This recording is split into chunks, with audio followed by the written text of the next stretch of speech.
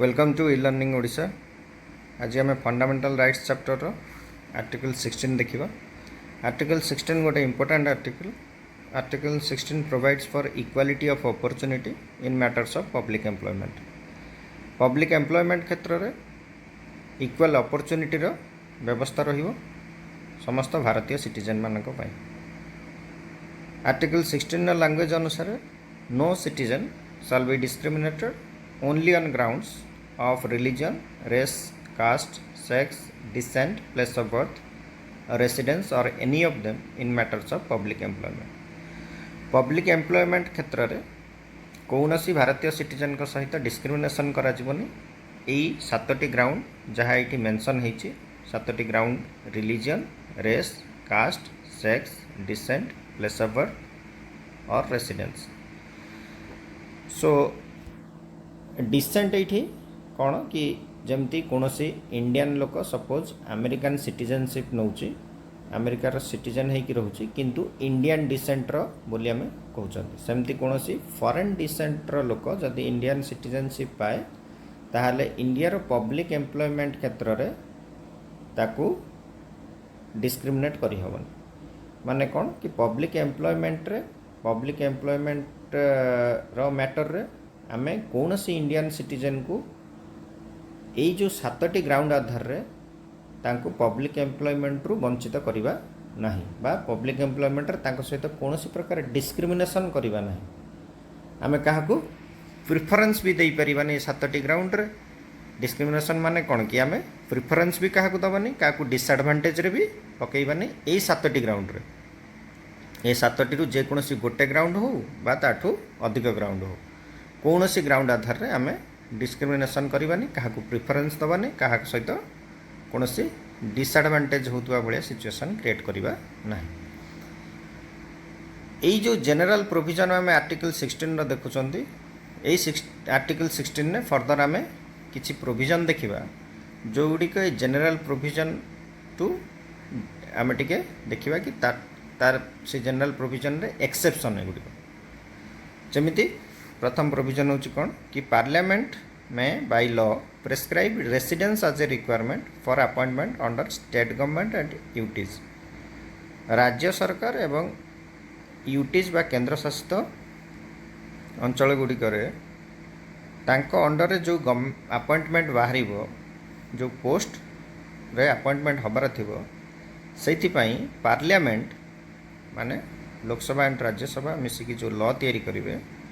से लॉ द्वारा प्रेस्क्राइब करी हबो कि रेसिडेंस गोटे ग्राउंड। आम प्रथम आर्टिकल 16 जनरल प्रोविजन रे जानले कौन कि रेसिडेंस ग्राउंड रे पब्लिक एम्प्लॉयमेंट रे डिस्क्रिमिनेशन करी हबोनी किंतु सेही आर्टिकल 16 ने एक्सेप्शन दिया है कि जदि कौन सी राज्य क्षेत्र रे एटा आवश्यक पड़े कि रेसिडेंस को ग्राउंड भाव रे निया जीवो जो ग्राउंड आधार रे सेही स्टेट गवर्नमेंट आउ पर्टिकुलर यूटी रे जो अपॉइंटमेंट होतुबो से अपॉइंटमेंट रे एटा गोटे ग्राउंड भाव रे निया जीवो ताहले पार्लियामेंट ता पई लॉ तैयारी करिके से व्यवस्था करि परिबो। फर्दर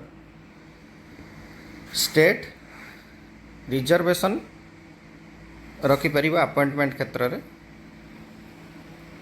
अपॉइंटमेंट क्षेत्र में स्टेट रिजर्वेशन प्रोवाइड करि परिबो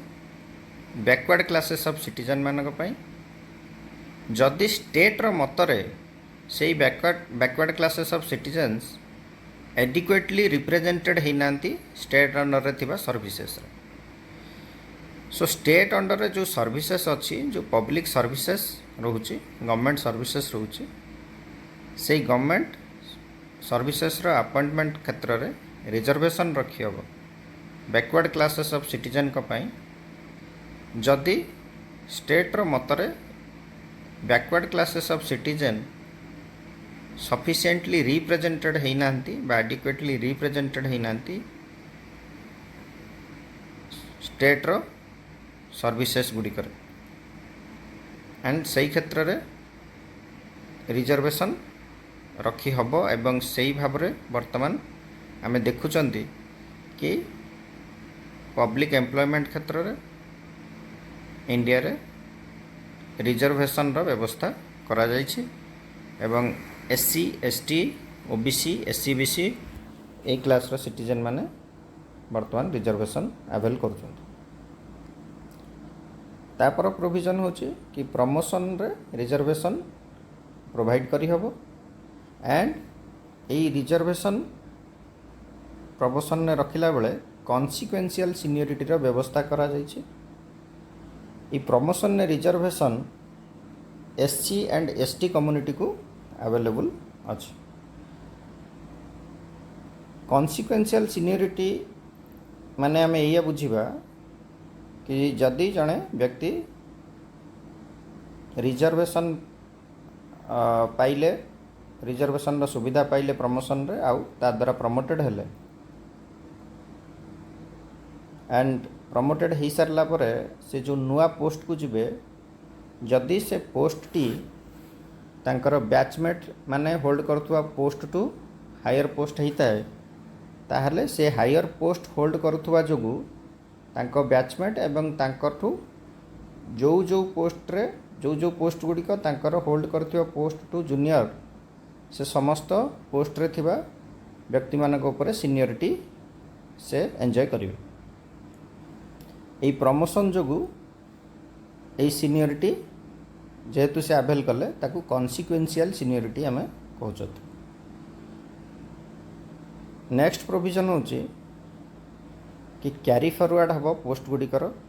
जो पोस्ट गुड़िक गोटे पर्टिकुलर ईयर रे फिलअप हवा को अछि किंतु पूर्व वर्ष मानकरू आसीछि कारण पूर्व वर्ष मानकर सपोज कोनोसी रिजर्व पोस्ट फिलअप हेनी से पोस्ट गुड़िक आगो को जो वर्ष रे फिलअप हबो जो वर्ष रे से पोस्ट गुड़िक फिलअप हबो से वर्ष रे एई पोस्ट गुड़िकू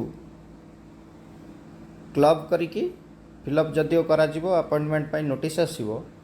किंतु ताको गोटे सेपरेट कैटेगरी भाव में ट्रीट करा जिवो एंड से जो कैटेगरी रे पूर्व एई जो एससी एसटी मानक पई बा एससी बीसी ओबीसी मानक पई जो पोस्ट गुड़िक रिजर्व्ड थिला से पोस्ट गुड़िक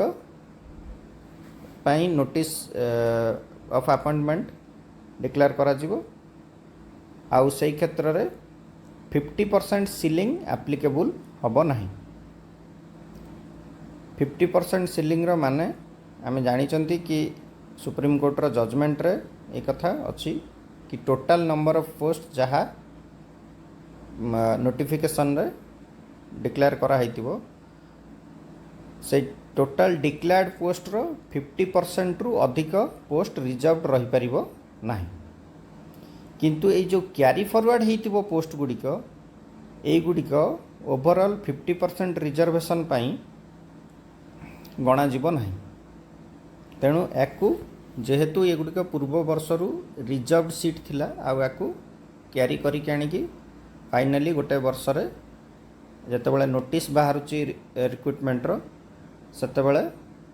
से नोटिस रे इंक्लूड करा हला तेणु से सीट गुड़िक रिजर्व्ड रहिबो एवं सेई वर्ष रे टोटल जेते सीट पाई डिक्लेयर हला बा नोटिस दिया हला जेते सीट पाई नोटिस दिया है कि रिक्रुटमेंट रो से सीट रो 50% सीट क्षेत्र रे आमे जो अप्लाई करिबा 50% सीलिंग रो ल से क्षेत्र रे जो पोस्ट गुडी को कैरी फॉरवर्ड है कि आसीथिबो से पोस्ट गुडी को आमे गणिबानी तेणु 50% सीलिंग रो व्यवस्था टी रिमूव करा है जदि कैरी फॉरवर्ड है कि पोस्ट आसीथिबो तो एटा को एई वे रे बुझिबार अछि। नेक्स्ट प्रोविजन होची कि एई 16 नंबर आर्टिकल रो कौन सी कथा एप्लीकेबल नुहे जेतेबेले आमे कौन सी रिलीजियस इंस्टीट्यूट रे अपॉइंटमेंट करुथुबा किछि व्यक्तिंकर सपोज टेम्पल ले आमे प्रीस्ट कर अपॉइंटमेंट करूछंती बा अन्य कौन सी रिलीजियस इंस्टीट्यूट रे कौन सी पर्सन कर अपॉइंटमेंट करूछंती से क्षेत्र रे आमे रिलीजियन आधार रे डिस्क्रिमिनेशन करिबानी बोली जो कथा लिखा है आर्टिकल 16 रे से कथा लागू हबो नाही। ता माने कौन कि टेम्पल सपोज आम प्रीस्ट अपॉइंट करने को जाऊँगी से आर्टिकल 16 रे थिबा कौन सी ग्राउंड जोटि कि पर्टिकुलरली रिलीजन गोटे ग्राउंड से ग्राउंड आधार रे डिस्क्रिमिनेशन हबनी बोली कहा जाइए से कथा एप्लिकेबल हब नाही। नेक्स्ट प्रोविजन कि स्टेट रिजर्वेशन प्रोवाइड करि परिबो